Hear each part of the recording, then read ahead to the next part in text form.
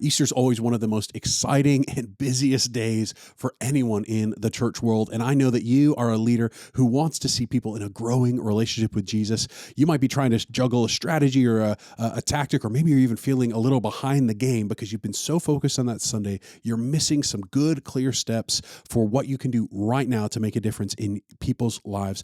On today's episode of the History Makers Leadership Podcast, we're going to look at a couple of tactics, a couple of strategies, and a couple of ways that you and I can think about leading out of this incredible Sunday so that it creates lasting transformation in people's lives as they encounter Jesus and join in his incredible work around the world. I'm excited to be joined today by Shannon Jackson. Shannon is a longtime friend and an incredible leader in her own right. Shannon, I know you have such a heart for local churches. I know you've been on staff at a church before, as have I. And I know that, man, that Sunday, that Easter Sunday, I mean, everybody is just working like crazy because there's so many new people on site. And a lot of churches, it's like almost, like the old school, like homecoming church services, right? Absolutely. Where everybody shows up. If the Absolutely. average church attendance today is like once or twice a month, that Easter Sunday is when everybody chooses for that one time a month to be in the house. Yep. What are some of the things that you remember feeling just the week after Easter services? I would say I felt about three things: exhaustion, and exhaustion. So I served unbelievably with a true. production team, Okay. and so there's this meme that goes out about how people in production feel, and everybody's face down, hitting their head on the ground because you've just exhausted yourself. You know, Yeah. it's a marathon getting up to it, and then after the Sunday, there's so many. There's always extra services. Oh, yeah. More relationships in the room, more people in the building that you get to talk with you haven't seen in a while. And so while it's extremely exciting, it is very exhausting for church staff. It is so exhausting. I know you and I have such a heart for local churches, and we're constantly trying to reach out to Yeah. pastors or just members of the team to just say, hey, we see you. We know what that's like. And yet we have a reason that we put in all that effort, Mhm. right? The leaders that are listening, man, they have a heart to reach their community. They Right. put in all this work because they know it's kind of this cultural day where people still engage Right. with the local church. And so it's a day that you get to connect with people like Right. maybe you haven't been able to before. But I think everyone who's listening to this would wholeheartedly agree, if all they do is come on that one Sunday, we've missed something. Sure. We have kind of just created a great instance, but Yeah. we've missed the larger transformation Correct. that Jesus brings and that we want to see in people's lives. Right. As I think about that, I would say, hey, man, most leaders are going to want to have a strategy Sure. for follow up after Yeah. the fact. But I would if somebody's assume sitting so. here right now and they're thinking, gosh, I don't really like, we just made it through that. We are done. We're so exhausted. Mhm. What kind of encouragement might you offer them, or maybe a next step that comes to mind? Yeah, I would say that, you know, I think in the church world, so often, sometimes even as staff, people are like, gosh, it's just one Sunday. Hmm. But for those leaders who are really trying to engage with the community, they know that this many people extra will be coming to the church, preparing for that, making room for them. Mm, It was worth it. yeah. And so I just want to encourage you, all the effort and all the time and all the energy you spent. I know you're probably exhausted. You're probably on a day off scrolling on YouTube to even find this, or social media. It was worth all the effort that you put into it. You're not going to regret giving your best to the one Sunday you're guaranteed to have an influx of people in. So that's an incredible job. That's right. And so good for you. And a little bit of encouragement, for a next step that somebody's going to be taking.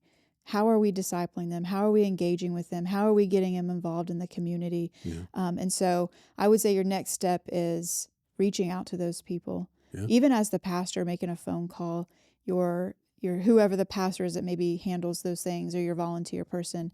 That's some of the work a pastor can do, Yeah. reaching out and calling some of those people that attended. And not everybody, of course, because some of the larger churches and so on can't do all of that. But making a phone call and really appreciating the people that stepped in the door that Sunday. Well, I think you're right. I think there are a lot of little ways.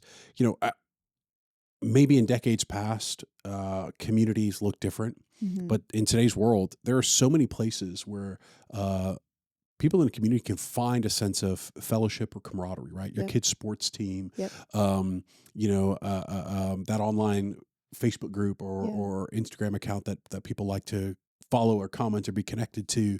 There's all these places where people are going to run to for some sense of, third space, right? Mhm. And as a pastor who's sitting there going, or as a leader who's sitting there going, hey, I want to really see this Sunday attendance wave be carried into something more. Mhm. Um, I I think reaching out and building connection is probably the best Absolutely. thing they possibly could do. I think it's critical. Yeah. Yeah, because at the end of the day, you know, that's what people, I think, their hearts are longing for, is a sense of Mhm. authenticity, a sense of Absolutely. sincere encounter and Yep. engagement. And so, even more than we think about attendance, I think if we begin to frame ourselves and say, how are we engaging with people, we'll actually begin to find ourselves, I think, chasing a better metric, Yep. chasing a better outcome Yeah. in the lives of an individual. Yeah. We know Jesus had crowds that were huge. Praise God. Also, he was engaging with big and small audiences for the purpose of actually helping them to understand the the better way that he was introducing, right. Mhm. We've often, on even in this podcast but others, discussed this idea of apprenticing to Jesus. If we want to show people what that looks like, we've got to be in community with them, Mhm. and we've got to be intentional in that kind of Yeah. discipleship pathway. Sure. Okay, so my first thought is like, okay, somebody's listening to this. What's something practical I can do today? My encouragement would be, get on the phone with a couple of volunteers in your church and begin identifying with them who can host 4 or 5 people in their home Mhm. for a small group, kind of follow up game Sure. night, a series of conversations, just some kind of connection with those people after the fact. Yeah. Because I really think it's in the midst of that relationship you'll have the ability to engage in deep Mhm. discipleship. Mhm. And so I think that's a critical kind of starting point for Yeah. the leader that's listening to this I today. agree. Yeah. What ideas do you have? Well, I just want to first of all add, you know, to what you're saying and how critical it is. We're in an epidemic right now of loneliness. People Hmm. are more lonely than they've ever been, but you can engage with people more than you've ever been able to. We've got Hmm. so many different social media platforms, online churches now where people can engage with their spiritual walk online and never have to meet a person. But still, there's this deep seated loneliness that people are feeling because they don't have physical community with people. And so I think that needs to be the next step, Mm. engaging people and inviting them back to something like what you're saying with the small group event, or Yeah. even getting people involved with making those phone calls for you. This is back in the older days when I was growing up, but we had a group of people that would go around and visit people who visited our church. Hmm. And I just so happened as a youth get to be on one of those teams. But as awkward as that is in today's society, that was some really encouraging Yeah. time for me as a youth. We got to go meet so many different people. And so I would encourage a next step being getting people involved in the community. What does that look like? How can we disciple them? Even, discipling the people in your church to be those people that are being hospitable to somebody that attended the church. And then um, how can we continue that engagement, not just the next Sunday or the next Sunday, but one of the things that we've seen in the research we've been reading, all data proves that people are not engaging in the church anymore. They've not found value in it. And so, how can we add presence Mm. over the performance? Yeah. It's not just a phone call. It's not just a dinner at somebody's house. This is really being in the presence of other believers and showing what does it look like right now in our society to be a God-fearing, believing Yeah. person. Yeah. And so offering that opportunity for people to engage authentically in your Christian community. I think you've got a couple of key phrases there, man. That authenticity, presence over performance. Mm-hmm. I think sometimes we can have a push to do something that is scalable or is automatable or is doable with a really really small team. Mm-hmm. And in a world that is increasingly AI, Yeah. I think what's actually happening is this shift toward a deep, deep desire for actually, what actually matters? Like the fact that you took the time, Like the fact that this was clearly manual. Right. Like if you knocked on my door and showed up, I might be a little shocked, but I'd also go, wow, you actually showed up. Yeah. And I would even go so far as to say, hey, I doubt there's anyone who's showing up to your church who wasn't invited by somebody. Right. And so you resource your church members, the people who are showing up, to know how to reach out to their family member and to give them just a loving comment, like a quick follow up. Hey, you invited your friend came. Here's the easiest way to follow up with your friend. Yeah. Just drop them a line and let them know, hey, it so encouraged me. It meant so much to me that you came. Man, something as simple as that, just a personal text from one person to another can really be, I think, a meaningful change of pace. But I think all of this would be amiss if we miss this point, Shannon. As a leader, we've got to set that tone. We've got to set that pace. Yeah. And, I know leaders, gosh, man, our schedules are full. Our agendas are booked. Our life is overwhelmed.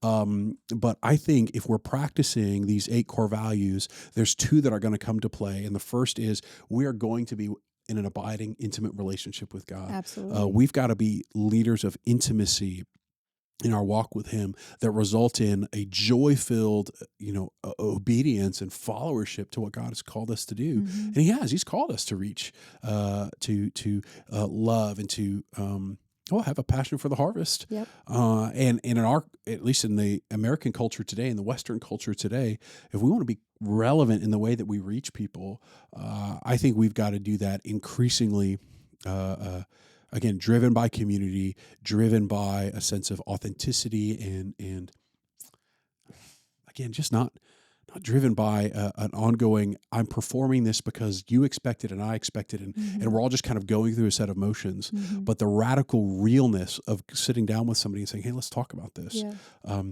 I think that as leaders today, we don't see our people doing that because in a lot of moments, we aren't doing it either. Yeah. And that's convicting. Yeah. But I think that's really the case around us. Yeah. Something interesting as you're saying all this, we're a global ministry. We are.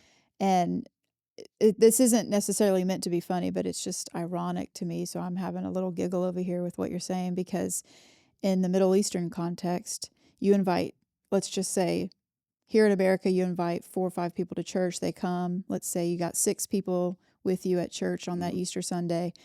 Guess what? In the Middle East, you've just started a church and you're a pastor now. Correct. With no history, no education. That's right. You're a pastor.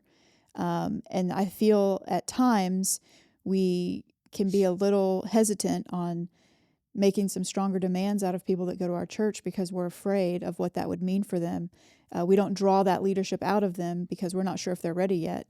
When in other places in the world, ready or not, you're a pastor. Yeah. Because it's that essential.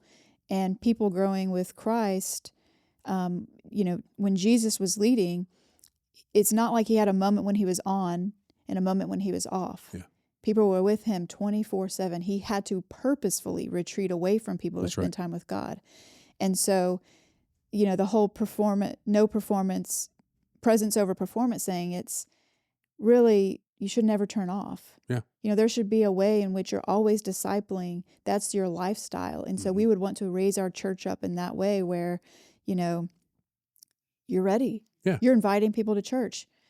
Whether you've went through, I know we have some things with small group leader training and all those things, but really if someone's inviting a lot of people to your church, there's something on the outside of the church that they're doing that's drawing people to Jesus. That's right. And so they're ready. Whether we think they are or not, God's using them already, Well, and I think sometimes as leaders, we can struggle. I think sometimes we struggle with the hard ask of our people because, well, quite frankly, if they show that they're not ready, maybe it shows that we haven't led them very well. I think sometimes we're so focused on being shepherds that we think of ourselves as only having sheep, not building other shepherds. Yeah. And so guess what, man? We just keep people in this sheepish state constantly, always following, always in the kind of blind, you're right. And we don't recognize, man, that can start to actually warp our own hearts into not seeing what that means for us. Sure. And we're supposed to be equipping the saints for the work of the ministry. Right. So we gotta help start getting people in a position where they see themselves as. Yeah. But again, so often the context of church is they think of church and they think of leader and they think of the person who's preaching on the stage, and all of a sudden they go, well, I can't do that. So obviously I'm not a, well, we gotta kind of help break down some of those paradigms by ourselves demonstrating in our activities the things that they themselves should, could, would do. Hmm. And I think we do deploy some of those gifts of hospitality. Yep. And I think that would be my biggest encouragement for leaders listening to this right now. Hey, it's Yeah. a couple days after Easter. I know you and your team are tired. Identify those people who've been gifted in hospitality, encourage them, give them some resourcing in order to make that happen. Whether that's, hey, we're gonna buy the coffee for you to be able to serve everybody coffee and just host everybody with some coffee and Hmm. some, cookies and things from the store, or you can bake them at home. Yeah. But give people that resourcing so that they're able to host a gathering that just seeks to build relationship, Hmm. and foster those initial first steps of, hey, we loved you were here, we miss you when you're gone, and we know you, know Yeah. you by name. Yeah. I think of how many moments that mattered in the scriptures where Yep. people were known by name and the Yeah. name mattered. And so if in today's world people feel that, see that, and know that, it's going to be a great way for us to help take that wave from Sunday and really carry it through the rest of the week. Because again, nobody here really has a heart purely and exclusively to just say, hey, I need a bigger audience so I feel better about myself. Right. If we feel that, there's obviously some work we need to Yeah, do on our heart for here. sure. But let's just assume that that's not where their heart posture Mhm. is. I think the leaders today, and they want to see that carry further. And sometimes we get so close to that finish line, we just finish. Hmm. But we miss, hey, there's still work to do after. Hmm. And so that'd be my encouragement for Yeah. leaders. Do you have anything else that you would kind of say to them, and as we kind of wrap this one out? I would just agree with your encouragement, as Daniel's sharing, as you're sharing, with the, kind of sharing that load with other people. I just would really hone in and encourage that because you're disseminating your leadership and Yeah. you're showing trust and you're valuing people within your church whenever you hand off some of that leadership. And that trust is something that people see and they really appreciate that. And then, if you have a large influx of people and you've got one person trying to make all these calls, well, then you've divided up the workload, you've divided up the relationships. So people are going to notice when somebody's not at church. And so I just want to encourage you really to consider disseminating some of that leadership because it also shows trust in people when you've given them the ability to lead in that way. I love that, Shannon. I love that. Yeah. In fact, I think there's a whole other conversation we could have about that. That'd Yeah, be we good. could. Well, hey, listen, I hope this has been of service to you. If it has, please leave a like, subscribe, comment, something like that. Let us know how we're doing. We exist because we believe that the best way to advance the gospel is a local leader just like you. We want to equip you, we want to serve you, we want to help you live out the core values of the most effective Christian leaders. We know that leaders of Christ-like character are what are desperately needed, and you want to be that kind of leader. So we want to encourage you down that path. You can find more at iliteam.org. And in the meantime, you can go and look through the back catalog of History Makers podcast. We think that God uses people to change the course of history as they share the gospel and spread and proclaim the hope and love and joy found in Christ alone among the nations. Thanks so much for joining us today.